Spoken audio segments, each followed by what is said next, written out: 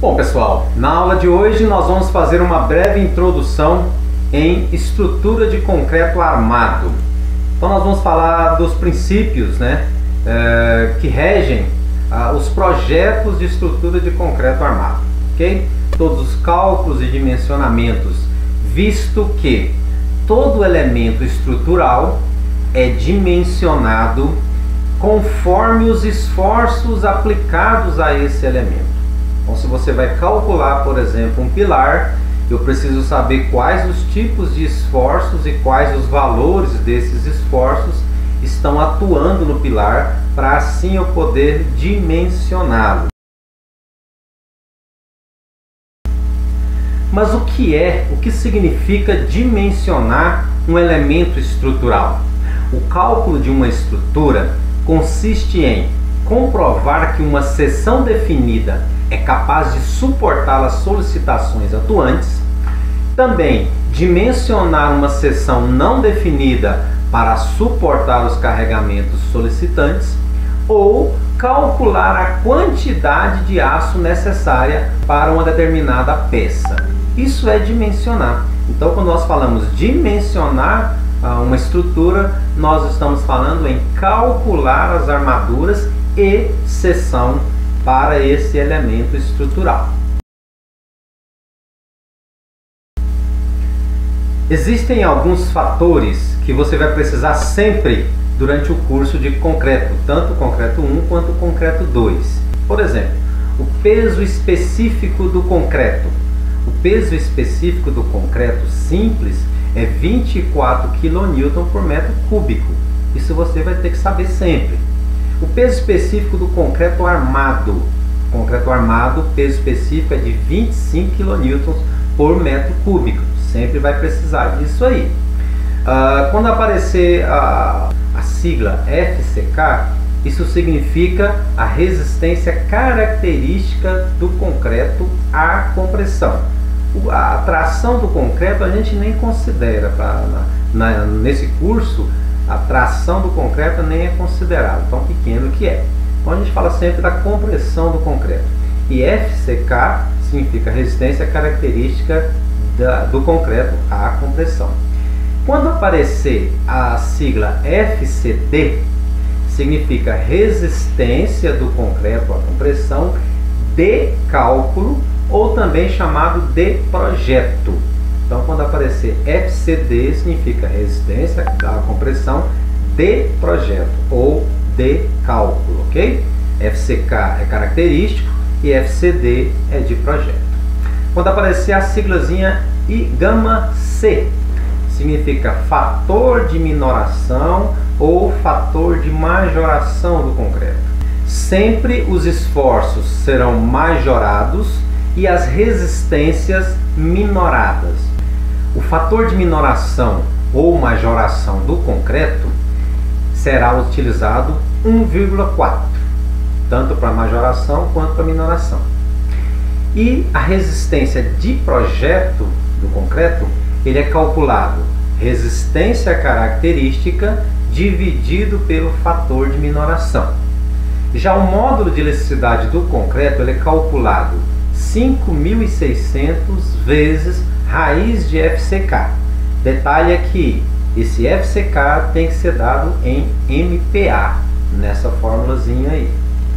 Para o aço, nós vamos utilizar como peso específico 78,5 kN por metro cúbico. E a resistência característica do aço será representada por FYK.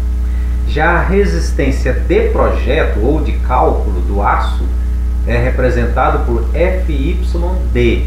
Novamente aparece a letrinha D, Então, quando aparece a letrinha K, é característico. Quando aparece a letrinha D, é de projeto ou de cálculo, ok? O γS é o fator de minoração ou majoração para o aço. Esse fator de minoração ou majoração nós utilizamos para os vergalhões 1,15. A resistência de projeto, FYD, ela é calculada a resistência característica, FYK, dividido pelo fator de minoração, γS. Já o módulo de elasticidade do aço é fixo, é 210 GPa, 210 gigapascal. Os aços que a gente mais utiliza nas estruturas de concreto armado são o aço CA25, o aço CA50 e o aço CA60.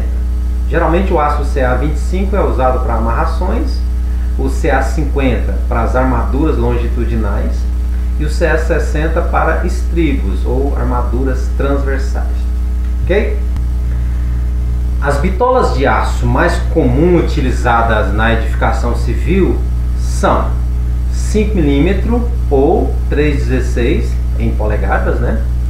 6,3 mm ou 1/4 de polegada, 8 mm ou 5,16 polegadas, 10 mm ou 3/8, 12,5 mm ou meia polegada, 16 mm ou 5/8, 20 mm ou 3/4.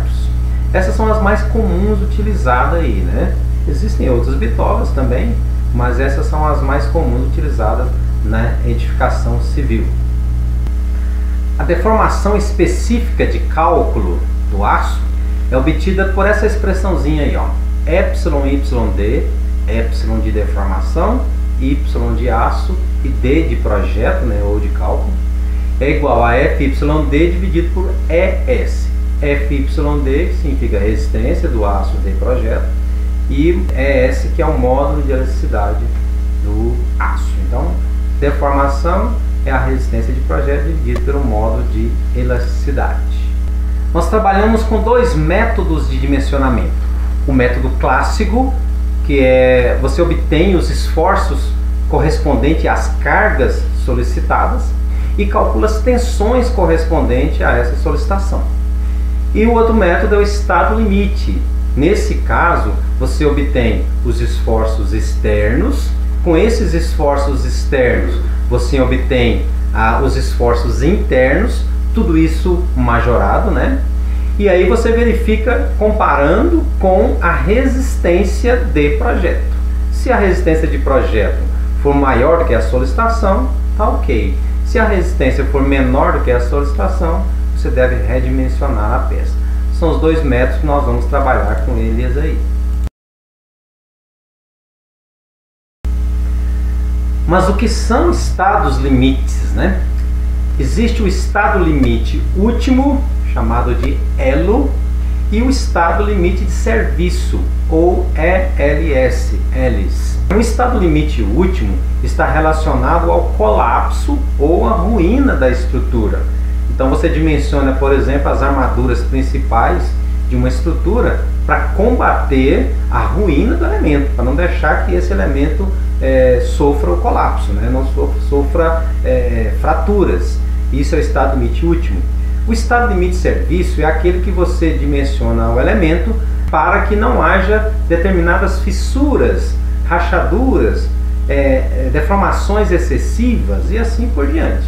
Ou seja, é mais direcionado à estética da obra, né? Ou seja, estado limite último relacionado à ruptura, à ruína. Estado limite de serviço relacionado a deformações. Atualmente existem vários modelos de laje, vários tipos de laje, né? A laje maciça, por exemplo, é uma delas. A laje maciça ela utiliza concreto em toda a sua extensão e armaduras, apenas concreto e armadura para combater momentos positivos e momentos negativos. Os esforços que atuam na laje geralmente são momento fletor, às vezes um esforço cortante, mas na maioria dos casos é momento fletor. Então a gente tem armaduras positivas e armaduras negativas para as lajes maciças. As lajes com vigota pré-moldada ou também com cerâmica, né, que pode ser também com EPS, ou seja, você tem as viguinhas que já são pré-fabricadas, né, com armaduras, e você faz o enchimento com cerâmica ou com EPS. São lajes com vigota pré-moldadas. As lajes treliçadas. As lajes treliçadas também vai ter uma vigota, só que essa vigota é treliçada e o enchimento é com EPS na maioria das vezes. Também pode ser feito com cerâmica, mas a maioria das vezes é feito com EPS. Outro tipo de laje muito importante são as nervuradas. Essas lajes nervuradas, elas têm pequenas vigas em toda a sua extensão. Então ela é muito usada para grandes vãos, por exemplo, shopping, ou para grandes esforços, por exemplo, estacionamento, né? E ela pode aumentar bastante a rigidez da edificação. Então um prédio é muito alto, por exemplo, você tem que aumentar a rigidez desse pórtico, e aí você usa as lajes nervuradas. Laje cogumelo também é a mesma situação. Ela não se apoia em vigas, elas se apoiam diretamente no pilar. Então também é usada em grandes vãos ou com grandes carregamentos também. Essa laje cogumelo é utilizada aí, né? E esse tipo de laje exige sempre a construção de um capitel na extremidade do pilar, porque o pilar vai sustentar esse capitel e o capitel vai sustentar essa laje ao redor do pilar. Bom pessoal, essa foi uma breve introdução em estudos de concreto armado, né? E a partir da próxima aula nós vamos começar a dimensionar as lajes maciças, mas hoje foi só uma breve introdução aí.